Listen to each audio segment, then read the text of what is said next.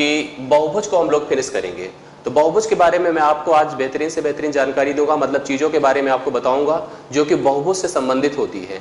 मैंने इस तरह के जितने भी एग्जाम होते हैं, वनडे स्तरीय एग्जाम होते हैं, आप उनके प्रत्येक पेपर को हमने जैसे वॉच किया, आप भी अगर कभी देखना चाहिए देखिएगा, तो आपको ऐसा समझ में आएगा कि हर प्रकार के एग्जाम में बहुभुज के प्रश्न आ रहे हैं।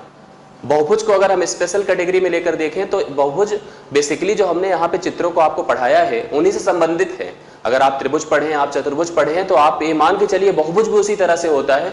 बट बहुभुज की कुछ स्पेशल फैक्ट्स को फिगर को पढ़ने के लिए, समझने के लिए हमें बहुभुज को एक नया चैप्टर नाम देना पड़ता है, और हम उसी नाम के साथ आज की इस क्लास में आपके सामने हाजिर हुए हैं। आप लोग चीजों को देखिएगा और समझ करके आप अपने इस कॉन्सेप्ट को इंप्रूव करिएगा। तो मैं आपको बताने जा रहा हूँ बहुभुज। सबसे पहले मैं बहुभुज के बारे में एक जानकारी आपको दे दूं कि एक रेक्टिलिनियर फिगर होता है, एक रेक्टिलिनियर फिगर होता है जिसको हम लोग रेखीय आकृति कहते हैं। आप इसको रेखीय आकृति कहते हैं। आप किसी भी फिगर को रेक्टिलिनियर कह सकते हैं जो फिगर आपका समतल पर बनाया जाता है। जैसे आप त्रिभुज बना रहे हैं, आप वृत्त बना रहे थे, आप जो है मतलब फिगर कह सकते हैं, रेक्टिलिनियर नहीं कह सकते सभी को। जैसे कि आप वृत्त को नहीं कह सकते हैं, लेकिन आप त्रिभुज को कह सकते हैं, तमाम सारे चतुर्भुज को आप कह सकते हैं। मतलब उन सभी आकृतियों को, जिन आकृतियों को समतल पर सीधी रेखाओं की मदद से बनाया जाता है, वो रेक्टिलिनियर फिगर कहलाती हैं। जैसे आपका जो भी पॉलीगन बनेगा, जो बहुभुज बनेगा, वो आपका एक रेक्टिलिनियर फिगर कहलाएगा। मतलब रेखीय आकृति होगा जिसमें सरल रेखाएं लगी होंगी। बनाने के लिए सरल और सीधी रेखाएं यहाँ पे प्रयोग की जाती हैं। इस आकृति को बनाने के लिए सरल रेखाओं का प्रयोग किया जाता है। सरल रेखाएं आप सब समझ सकते होंगे कि जिसको y = mx+c हम कोऑर्डिनेट ज्योमेट्री भी आपको पढ़ाएंगे, तो वहां पे उसके बारे में डिटेल जानकारी हम आपको देंगे। तो सरल रेखाओं का प्रयोग करके ऐसी आकृतियों को बनाया जाता है जो कि आपकी पॉलीगन कहलाती हैं। पॉलीगन को सबसे पहली चीज मैं एक क्लोज्ड फिगर कहता हूं। मैं एक क्लोज्ड फिगर कहता हूं, मतलब इसको आप एक बंद आकृति कहते हैं। आप समझिएगा, इसको हम लोग एक बंद आकृति कहते हैं। जब मैंने आकृति आपको पढ़ाया था तो मैंने आपको बताया दो तरह की आकृतियां हो सकती हैं, एक ओपन होती है, क्लोज्ड होती है। ओपन का मतलब ऐसा है जिसका क्षेत्रफल आप ज्ञात नहीं कर सकते। जब आप रेखाओं को जोड़ते हैं तो जरूरी नहीं होता है कि उसमें एक फिगर, एक सेगमेंट बाउंडेड हो और जिसका हम क्षेत्रफल ज्ञात कर सके। लेकिन जब कभी भी फिगर क्लोज्ड बनेगा तो उसको बनने के लिए उसमें एक ऐसा रीजन आप डिसाइड कर सकते हैं जिस रीजन का आप पर्टिकुलर क्षेत्रफल ज्ञात कर सकते हैं। तो सीधी रेखाओं से बनने के लिए, सीधी रेखाओं से बनाई जा सकने वाली क्लोज्ड आकृतियों की अगर हम क्लोज्ड फिगर की बात करेंगे तो सबसे पहले फिगर का निर्माण कम से कम 3 भुजाओं से होता है। सबसे पहले इस फिगर का निर्माण कम से कम 3 भुजाओं से होता है, अर्थात इनकी जो शुरुआत होती है वो त्रिभुज से होती है। आप बंद आकृतियों की बात करेंगे तो त्रिभुज से इसकी शुरुआत होती है। आप दो रेखाओं से कभी भी किसी बंद आकृति को नहीं बना सकते हैं। तो बंद आकृति को बनाने के लिए कम से कम किसी एक 3 रेखाओं का 3 सेगमेंट्स की जरूरत पड़ती है। इसलिए जो फिगर बनेगा वो मिनिमम फिगर, सबसे छोटा फिगर आपका त्रिभुज बनकर आएगा। हम विभिन्न प्रकार के अलग अलग फिगर्स की अगर हम बात करें तो हमारे पास कुछ अलग अलग डिफरेंट कैटेगरीज के फिगर बनकर आते हैं। उन फिगर की अगर हम लोग एक एक करके यहाँ पे सारी चीजों को देखते हैं और समझते हैं तो मैं आपको बताने जा रहा हूँ, आप लोग उसको समझिएगा। अब आपको जैसे मैंने कुछ जानकारी दे दी है, मैंने रेक्टिलिनियर फिगर के बारे में आपको बता दिया है। मैंने ये बता दिया कि पॉलीगन एक क्लोज फिगर होता है, एक बंद आकृति होती है। बंद आकृति को बनाने के लिए कम से कम 3 भुजाओं की जरूरत पड़ती है। इतना सब कुछ हम लोग जान चुके हैं। अब आगे जब हम लोग पढ़ेंगे तो हम ये कहेंगे कि त्रिभुज से शुरुआत हुई, तो मतलब अगर भुजाएं मेरे पास कम से कम 3 हैं तो आकृति बनी त्रिभुज। तो आपका जो नेम बना, मतलब इसका जो नाम बना उस आकृति का, वो आपका त्रिभुज बना। अगर इसी क्रम में अगर हम लोग 4 भुजाएं लेते हैं तो आकृति जो हमारे सामने बनकर आएगी वो चतुर्भुज बनकर आएगी। चतुर्भुज को हम लोग क्वाड्रिलेटरल कहते हैं, मैं इसके बारे में आपको पढ़ा भी चुका हूं। 5 भुजाएं अगर लेंगे तो पंचभुज बनेगा। पंचभुज मतलब आप इसको पेंटागन कह सकते हैं, आप इसको पेंटागन कह सकते हैं, इसको आप क्वाड्रिलेटरल कह सकते हैं, मैंने आपको पहले से बता रखा है। इसको आप ट्रायंगल कह सकते हैं, इसको भी पहले से बता रखा है। अब आप 6 भुजाएं अगर लेंगे तो हेक्सागन बनेगा। हेक्सागन का मतलब होता है खटभुज, खटभुज होता है। इसी प्रकार से अगर 7 भुजाएं लेंगे तो हेप्टागन बनेगा। हेप्टागन का मतलब होता है आपका सप्तभुज। ऑक्टागन बन सकता है 8 भुजाओं से, ऑक्टागन बन सकता है 8 भुजाओं से। अष्टभुज इसको हम कह सकते हैं।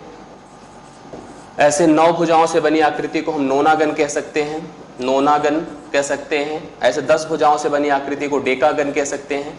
आप इस तरह से नाम दे सकते हैं डिफरेंट डिफरेंट आकृतियों की, जो कि नंबर ऑफ साइड से मिलकर बनी होती है, जिनकी शुरुआत कम से कम 3 भुजाओं से होती है। आप त्रिभुज, चतुर्भुज, पंचभुज, खडभुज, हेप्टागन, सप्तभुज, अष्टभुज, नौनागन, डेकागन, इस तरह से अगर आप लोग यहाँ पे फिगर में साइड्स बढ़ाते चले जाते हैं तो आकृतियां यहाँ पे डिफरेंट डिफरेंट वेरिएट करती चली जाती हैं। मतलब आपको n साइडेड फिगर प्राप्त होता है, मतलब n भुजाओं की आकृति आपको प्राप्त होती है। n भुजाओं में आपके पास 20 भुजाओं की भी आकृति हो सकती है, 25 भुजाओं की आकृति भी हो सकती है, और उन हर प्रकार की आकृतियों को हम लोग एनालिसिस यहाँ पे पंचभुज के चैप्टर में करते हैं।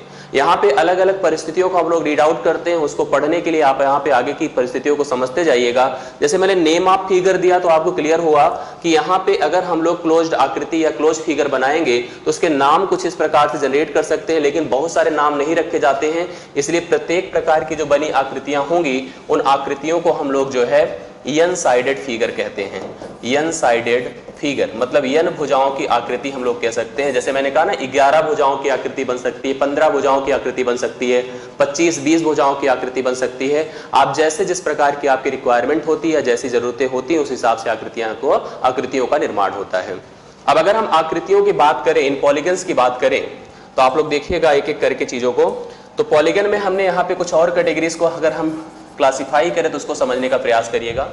जब आकृतियां बनेगी तो हमें देखिए किस प्रकार की आकृतियां मिलेगी। जैसे आपने नाम तो देखा, लेकिन टाइप्स उनका समझना जरूरी है कि उनके नेचर क्या होंगे। दूसरी चीज, उसमें किस प्रकार की परिस्थितियां उत्पन्न होगी, क्या हमें करना होगा, इन सब चीजों की भी जानकारी यहाँ पे रखना बहुत जरूरी है। तो मैं आपको बता दूं, पॉलीगन मतलब बहुभुज 2 प्रकार के बनकर आए हमारे सामने। एक हमारा कॉन्वेक्स कहलाता है, दूसरा कॉनकेव कहलाता है। अब मैं आपको बता दूं कॉन्वेक्स क्या है, कॉनकेव क्या है। आपसे पूछा जाता है कभी कभी, कॉन्वेक्स को हिंदी में उत्तल आकृति कहते हैं, उत्तल आकृति कहेंगे या उत्तल बहुभुज कहेंगे। दूसरा इसको हम अवतल कहेंगे, अवतल आकृति या अवतल बहुभुज कहेंगे हम लोग यहाँ पे। अब आपको बता दें उत्तल और अवतल में क्या फर्क होता है। जब कोई भी फिगर बनेगा तो आपको पता है कि फिगर बनने के लिए कोण की आवश्यकता होती है, मतलब रेखाओं की जरूरत होती है। रेखाएं बिंदुओं से बनती हैं और बिंदु से बिंदु को मिला तो रेखा बना। रेखा को रेखा से ज्वाइन किया with the help of an angle तो कॉल्ड द फिगर, मतलब एंगल कहलाया। पूरी की पूरी आपके सामने आकृति बनकर आई। तो रेखाओं को रेखाओं से जोड़ा तो कोण की जरूरत पड़ती है। हम किसी ऐसे फिगर को उत्तल कह सकते हैं, मतलब कॉन्वेक्स कह सकते हैं, जिसमें जो कोण होता है, मतलब प्रत्येक कोण, ध्यान रखिएगा इसमें क्या होगा, प्रत्येक कोण 180 डिग्री से कम होते हैं, 180 डिग्री से कम होते हैं। याद रखना है हमें यहाँ पे, जो भी फिगर हमारे पास कॉन्वेक्स होगा उसके प्रत्येक कोण 180 डिग्री से कम होते हैं। जैसे आप किसी त्रिभुज का निर्माण करते हैं, जैसे आप किसी चतुर्भुज का निर्माण करते हैं, जैसे आप किसी भी प्रकार के कोई भी साइडेड फिगर आप बना दीजिए, आप किसी भी फिगर में अगर कोण देखेंगे 180 डिग्री से कम है, 180 डिग्री से कम है, तो ऐसे ही फिगर को हम लोग यहाँ पे कॉन्वेक्स पॉलीगन कहते हैं या उत्तल आकृति कहते हैं। ये आपसे पूछा जाता है कभी कभी एग्जाम में कि एक उत्तल आकृति में प्रत्येक कोणों का मान कितना होता है। तो आप कह सकते हैं कि प्रत्येक कोणों का मान तो नहीं बता सकते हैं, लेकिन प्रत्येक कोण का मान 180 डिग्री से कम होता है। दूसरी बात, अगर हम कहा जाए कि अगर कोई आकृति जिसमें एक भी कोण अगर मेरा 180 डिग्री से अधिक हो गया, तो ऐसी किसी आकृति को हम लोग यहाँ पे अवतल आकृति कहते हैं। आप समझिएगा, ये जैसे देखिए कोण है आपका, हमने देखा कि एक कोण हमारा 180 डिग्री से अधिक हो गया। जैसे ये तो फिलहाल नहीं है, लेकिन ऐसे को देखिएगा तो आपको खुद ही समझ में आएगा कि एक कोण अगर हमारा 180 डिग्री से अधिक हो गया, 180 डिग्री से अधिक हो गया कोई भी एक कोण, तो ऐसी आकृति को आप अवतल आकृति या तो कॉनकेव यहाँ पे फिगर कहते हैं। जैसे आप लोग कॉन्वेक्स और कॉनकेव के बारे में जनरली जानते होंगे, उत्तल और अवतल के बारे में, तो मैं आपको इतना बता देना जरूरी समझूंगा कि कोई भी रेखीय आकृति मतलब बहुभुज, क्लोज फिगर, बाउंडेड फिगर आपका उत्तल कहलाता है तब जब उसके प्रत्येक कोणों का मान 180 डिग्री से कम होता है, लेकिन अवतल कहलाता है तब, कॉनकेव कहलाता है जब उसका कोई भी एक कोण 180 डिग्री से अधिक हो जाता है। इस प्रकार के फिगर को हम लोग अवतल आकृति कहते हैं। इन्हीं के नेचर के हिसाब से इनके 2 और कैटेगरी भी डिफाइन हमें करने पड़ते हैं, लेकिन सबसे पहले मैं पॉलीगन्स के कुछ परिस्थितियों के बारे में आपको बता देता हूं, आप लोग समझिएगा। देखिए, हर एक पहलू को आपको रीड करना पड़ेगा, समझना पड़ेगा, तब जाकर के हम कहीं गहराई से चीजों को एनालिसिस कर पाते हैं और हम सही सही उत्तर यहाँ पे दे पाते हैं। जब आप हर पॉइंट्स को ऊपर फिगर पे डिस्कस करते हैं तभी जाकर, केवल एक क्वेश्चन पढ़ लेने से चीजें नहीं होती। मुझे भी कोई फर्क नहीं पड़ता अगर हम इस बहुभुज का कोई भी एक कलेक्शन क्वेश्चन का उठाते और आपके सामने क्लास में करवा देते। मैं आपको बता दूं, आप किसी को भी कोई समस्या नहीं होगी, इतनी गारंटी है। मैं कल कराऊंगा ऐसे प्रश्नों का क्वेश्चन, तो आपको खुद ही समझ में आएगा कि इसमें कोई समस्या नहीं आएगी। लेकिन डेप्थ में जाकर के पढ़ना बहुत जरूरी होता है, इसलिए हर एक फिगर को हमें यहाँ पे ट्रेस करना इंपॉर्टेंट है। तो मैं आपको बताऊं, इसको हम दो और नेचर से यहाँ पे डिफाइन कर सकते हैं। एक होता है रेगुलर, अब ध्यान दीजिएगा रेगुलर क्या है, जिसको हम हिंदी में नियमित कहते हैं, नियमित कहेंगे। और एक होता है इरेगुलर, इरेगुलर को अनियमित कहेंगे, आप अनियमित कहेंगे, अनियमित कहेंगे। एक रेगुलर हुआ, दूसरा इरेगुलर हुआ, मतलब एक नियमित आकृति बनेगी और एक अनियमित आकृति बनेगी। रेगुलर और इरेगुलर का फर्क देखिएगा, कॉन्सेप्ट समझिएगा क्या होता है। जैसे आप कभी भी देखिए चतुर्भुज पढ़ते हैं, त्रिभुज पढ़ते हैं, तो त्रिभुज हमने पढ़ाया आपको, तो हमने कहा 3 प्रकार के त्रिभुज हुए अगर भुजाओं के आधार पर त्रिभुजों का वर्गीकरण किया गया। एक त्रिभुज होता है समद्विबाहु, एक होता है विषमबाहु, एक होता है समबाहु। जब त्रिभुज की सभी भुजाओं के बीच कोई सिमिलरिटी नहीं है तो वह त्रिभुज आपका इरेगुलर आकृति कहलाएगा। अगर वह समबाहु है, मतलब प्रत्येक भुजाएं समान है, तो वह फिगर आपका रेगुलर फिगर कहलाएगा, मतलब नियमित आकृति कहलाएगी। चतुर्भुज की बात करिए तो आप वर्ग पढ़ते हैं, तो वह एक रेगुलर फिगर बनेगा, वह आपकी एक नियमित आकृति बनेगी। एक ऐसा पंचभुज जिसकी सभी 5 भुजाएं समान हो जाएं, वह एक पंचभुज आपका रेगुलर फिगर कहलाएगा। जनरली हम लोग ज्यादातर जो प्रयोग में लाते हैं, हम लोग यहाँ पे यूज करें, क्योंकि हैबिचुअल होते हैं त्रिभुज के बारे में और चतुर्भुज के बारे में, इसलिए हम लोग ज्यादातर एग्जांपल वहीं से देते हैं कि जो वर्ग होता है वो रेगुलर फिगर होता है, जो समबाहु त्रिभुज होता है वो भी आपका एक रेगुलर फिगर होता है। जब आप रेगुलर पढ़ेंगे तो रेगुलर में 2-3 पॉइंट्स यहाँ पे नोट कर लीजिएगा कि सभी भुजाएं समान होती हैं, सभी भुजाएं समान होती हैं, याद रखना हमें, समान होती हैं। दूसरी चीज, सभी कोण भी समान होते हैं, सभी कोण समान होते हैं। अब आपको मैं एक चीज और बता दूं कि कोण भी 2 प्रकार के होते हैं, एक इंटरनल होगा, आंतरिक जिसको कहेंगे हम लोग, और दूसरा एक्सटर्नल जिसको हम लोग बाह्य कहेंगे। अब आप जब कोई भी फिगर बनाते हैं, जैसे त्रिभुज ऊपर बना है आप देख सकते हैं, जब मैंने लिखा सभी कोण समान होते हैं, तो चाहे आंतरिक कोण हो चाहे बाह्य कोण हो, दोनों कोणों को समान होना कंपलसरी होता है। जैसे त्रिभुज है तो ये आंतरिक कोण है, जबकि ए इसका बाह्य कोण है, बहिष्कोण जिसको हम लोग कहते हैं, या एक्सटीरियर एंगल आप कहते हैं। तो हम यहाँ पे कह रहे हैं कि कोई त्रिभुज या कोई भी चतुर्भुज या कोई भी पंचभुज या कोई भी हम कहते हैं पॉलीगन, कोई भी बहुभुज रेगुलर तब कहलाएगा जब उसकी सभी आकृतियों, सभी भुजाएं समान हो, उसके सभी कोण समान हो। कोण में आप चाहे उसके इंटरनल कोण की बात करें चाहे उसके एक्सटर्नल की बात करें, मतलब उसके बाह्य और आंतरिक दोनों प्रकार के कोण अगर समान होंगे तभी वह आपकी क्या कहलाएगी, एक रेगुलर फिगर कहलाएगी। जबकि इरेगुलर की अगर मैं बात करूं तो इसमें ऐसी कोई संभावना की बात नहीं होती है, ऐसी कोई रिक्वायरमेंट नहीं होती है चाहे सभी कोण समान हो, मतलब फिलहाल ऐसा नहीं होता है। अब आप ऐसे कह दीजिए कि सभी कोण, सभी भुजाएं ये सब असमान होती हैं, सभी कोण तथा भुजाएं असमान होते हैं, ये आपका इरेगुलर फिगर है, असमान होते हैं। अब आप चाहे रेगुलर पढ़िएगा चाहे इरेगुलर पढ़िएगा, कुछ चीजों की हमें यहाँ पे जानकारी देना आपके लिए बहुत जरूरी है। जैसे आप एक एक पॉइंट्स को देखिएगा, तो मैंने रेगुलर के बारे में आपको बताया, इरेगुलर के बारे में बताया। आप जैसे त्रिभुज को देख रहे हैं तो रेगुलर में आप समबाहु को कह सकते हैं, वर्ग में आप जो है जो आपके पास वर्ग बना वो भी एक समबाहु चतुर्भुज है, उस प्रकार से हम लोग यहाँ पे बात कर रहे हैं। अब अगर हम रेगुलर और इरेगुलर दोनों फिगर्स में आए तो जो हमारे यहाँ क्वेश्चंस बनते देखिए कैसे बनते हैं, उनके बारे में हम लोग यहाँ पे बात करने जा रहे हैं, समझिएगा आप लोग।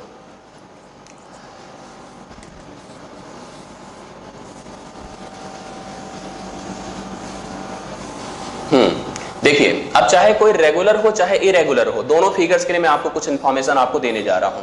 पहला कि सभी आंतरिक कोणों का योग, सभी आंतरिक कोणों का योग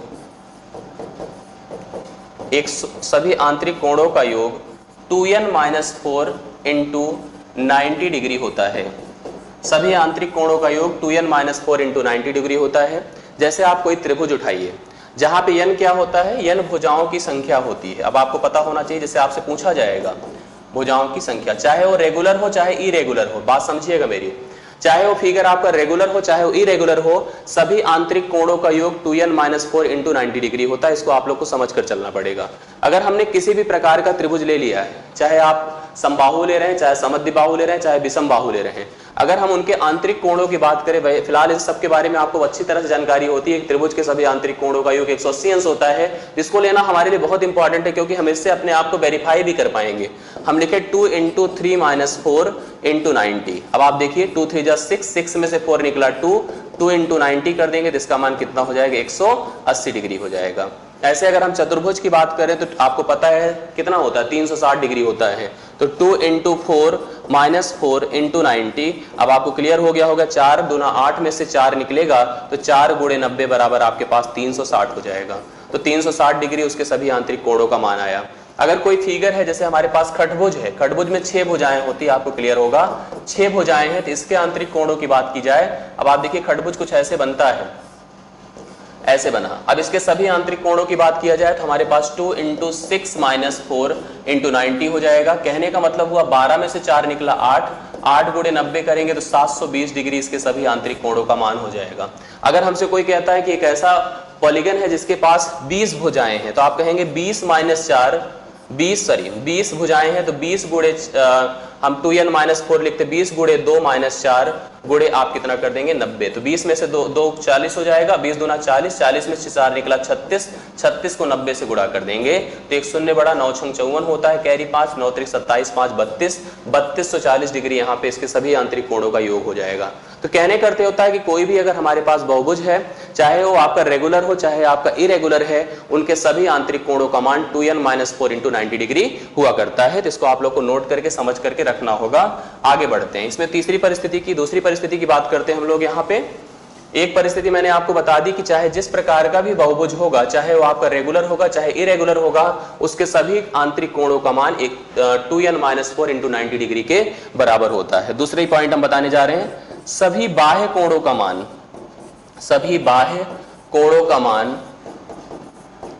का मान 360 डिग्री होता है, इनसे ज्यादा कभी नहीं होता है। याद रखिएगा, चाहे जिस प्रकार का भी फिगर बन जाए, चाहे वो आपका त्रिभुज बने, चाहे चतुर्भुज बने, चाहे पंचभुज बने, अगर उनके सभी हम लोग आंतरिक कोणों के हिसाब से उनको बाह्य कोणों को भी नोटिस करें तो बाह्य कोण कुछ ऐसे, जैसे आप त्रिभुज नोटिस कर रहे हैं तो बाह्य कोण देखिए, ए बना, ए बना, ए बना। आप बाह्य कोणों को नोटिस किए हैं, अगर प्रत्येक बाह्य कोणों की बात की जाए तो हमेशा प्रत्येक बाह्य कोणों का योग 360 डिग्री होता है, चाहे जिस प्रकार का भी आपके सामने एक बहुभुज बनकर आए। तो बहुभुज के सभी बाह्य कोणों का मान 360 डिग्री होता है, इसको याद रखिएगा। तीसरी स्थिति में बता दूं, प्रत्येक आंतरिक प्लस प्रत्येक बाह्य कोण बराबर 180, आंतरिक तथा प्रत्येक बाह्य कोण बराबर आपका कितना होता है, 180 डिग्री होता है। अगर आप यहाँ पे किसी भी एक त्रिभुज की बात करें, चतुर्भुज की बात करें, चाहे जिस प्रकार के फिगर की बात करें, तो प्रत्येक आंतरिक प्लस प्रत्येक बाह्य कोणों का योग हमेशा और हमेशा 180 डिग्री के बराबर होता है। जैसे अगर आप एक किसी त्रिभुज की बात करिए, आप यहाँ पे किसी एक त्रिभुज की बात करिए, अगर सपोज करिए अंदर 60 डिग्री है तो आपको पता है कि यहाँ पे 120 डिग्री होगा, दोनों जोड़ करके किसके बराबर हो जाएंगे, 180 डिग्री के बराबर हो जाएंगे। तो इस पॉइंट को भी आपको दिमाग में रखना पड़ेगा कि प्रत्येक आंतरिक प्लस प्रत्येक बाह्य कोण का मान 180 डिग्री के बराबर होता है। एक चीज और हमसे पूछा जाता है, अगर त्रिभुज को छोड़ दिया जाए, त्रिभुज के ऊपर के फिगर की बात की जाए, त्रिभुज के ऊपर जैसे आप चतुर्भुज लीजिए, आप पंचभुज लीजिए, खटभुज लीजिए, मतलब ऐसा लीजिए जिसमें एक बिंदु के अपोजिट कोई बिंदु हो।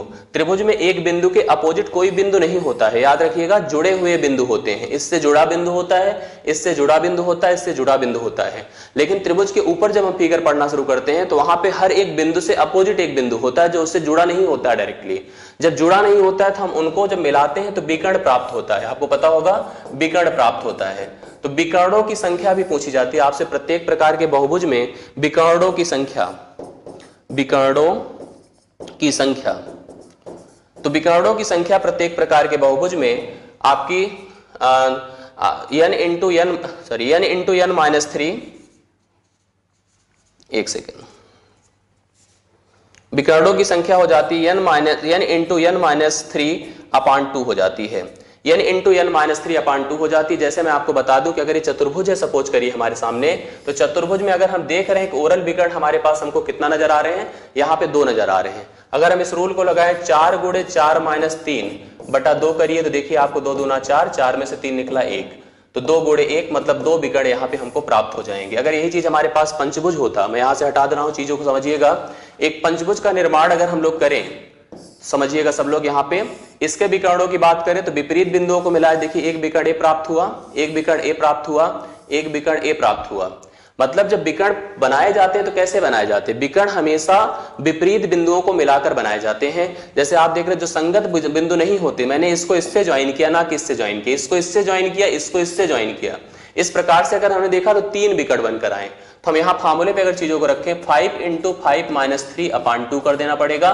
तो हम लिखेंगे 5 × 2, 5 × 2/2 कर दें। अच्छा एक सेकंड, इसको भी इससे ज्वाइन करना पड़ेगा, इसको भी इससे ज्वाइन करना पड़ेगा, अर्थात यहां पे हमारे पास 5 × 2/2 मतलब 3 2 5 कुल विकर्ण हमारे सामने बनकर आ रहे हैं। मतलब आप जैसे पंचभुज उठाते हैं तो 5 गुणे मतलब जो भी हमारे पास यहाँ पे बहुभुज बनेंगे तो उस बहुभुज में विकर्णों की संख्या हमेशा n × n - 3/2 करके हम लोग यहाँ पे प्राप्त कर सकते हैं। जैसे मैंने पंचभुज में देखा तो 5 विकर्ण बने, आप देख रहे थे यहाँ पे इस बिंदु को इस बिंदु से मिलाया, इस बिंदु को इस बिंदु से मिलाया, इस बिंदु को इस बिंदु से मिलाया, इसको इससे मिलाया, इसको इससे मिलाया, काउंट करके भी 5 प्राप्त कर रहे थे। लेकिन हमेशा हम नहीं कर सकते हैं, जब ज्यादा भुजाएं हो जाएंगी, 15 भुजाएं हो जाएंगी, 20 भुजाएं हो जाएंगी, उस समय हम विकर्णों की संख्या को ज्ञात करने के लिए इस फार्मूले का ही प्रयोग कर पाएंगे। तो मैंने आपको बताया चाहे जिस प्रकार का बहुभुज हो, चाहे आपका रेगुलर हो, चाहे इरेगुलर हो, चाहे नियमित हो, चाहे अनियमित हो, इनके सभी आंतरिक कोणों का मान योग 2n - 4 × 90 डिग्री होता है। सभी बाह्य कोणों का योग यहाँ पे 360 डिग्री होता है।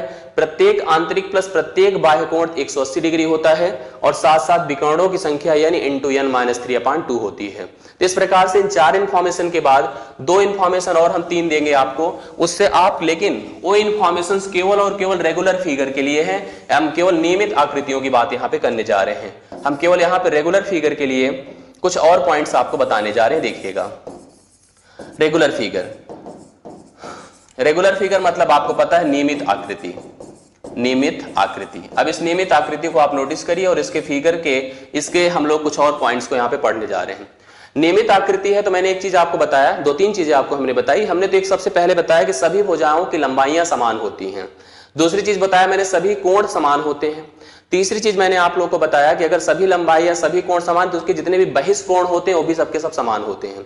अगर ऐसा है तो हम प्रत्येक आंतरिक कोण ज्ञात कर सकते हैं।